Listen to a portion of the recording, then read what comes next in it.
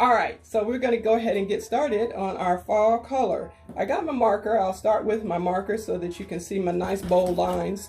You got your pencil. We're going to break it up. We're going to break up this sunflower drawing into first the circles, the center of the flowers where the seeds grow. And so in that picture, there are 7 flowers. And so we're gonna just break it up into that. And the first one, you'll just draw along with me and my buddy right here, Mr. Scarecrow. We're gonna draw that first one, which is right here. And then there's a bigger one right next to it. So sometimes when you're drawing, you have to think about the shapes and then what's next to it and the size of that thing and kind of do a little comparison. Then there's one right here that's smaller. And then there's a bigger one right down here. And notice I'm not really controlling them and making them perfect circles because the flowers are not perfect circles. And then there's another one right here. And then there's one right. Okay, my picture changed.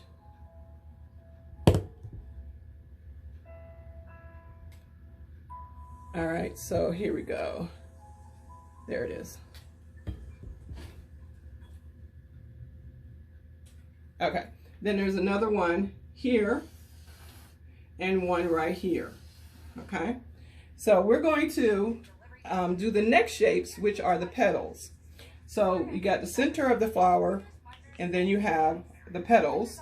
Then we'll do the stalks, and then we'll do the leaves, and that will complete the structure of the picture. All right, so starting with the leaves. The leaves are basically this shape right here, and you just keep repeating that shape all the way around. You will have some overlapping and flowers touching each other or covering each other up a little bit in some cases. And so I'm just kind of going over that. If you have your pencil, you can erase the part you want to erase, but I can't do that with my marker. So I'm just going over all of this, filling in between all of those petals with another petal. Every petal can kind of be touching in this case. So each one of your flowers, you're going to go around with that same shape. And of course, the smaller ones, you make the petals just a little bit smaller to match the size of the center of that flower. All right, and so I will just keep filling that up until all of my circles, all of my flower centers have, I got another one that's almost finished. So I'm gonna put that up there until all of my flower centers have petals all the way around. So I'm gonna jump to this one in a minute. Let me go to this next one. So the next thing you're gonna do after you get your flower centers is you're going to start adding stalks.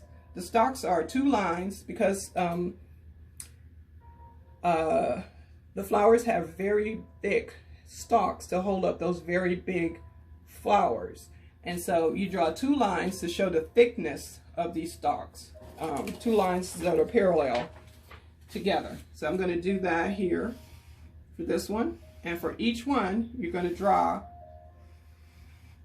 these stalks, keeping them nice and thick, like they actually have to grow because the flower is so weighty.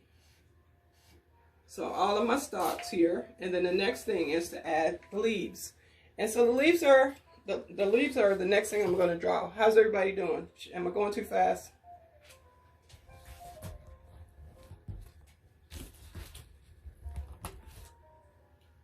Okay, so the next thing to draw is your leaves. And so the leaves are going to be a curved line like this, and then a little bump on the bottom. Curved line like this, and a little bump on the bottom. So this is kind of like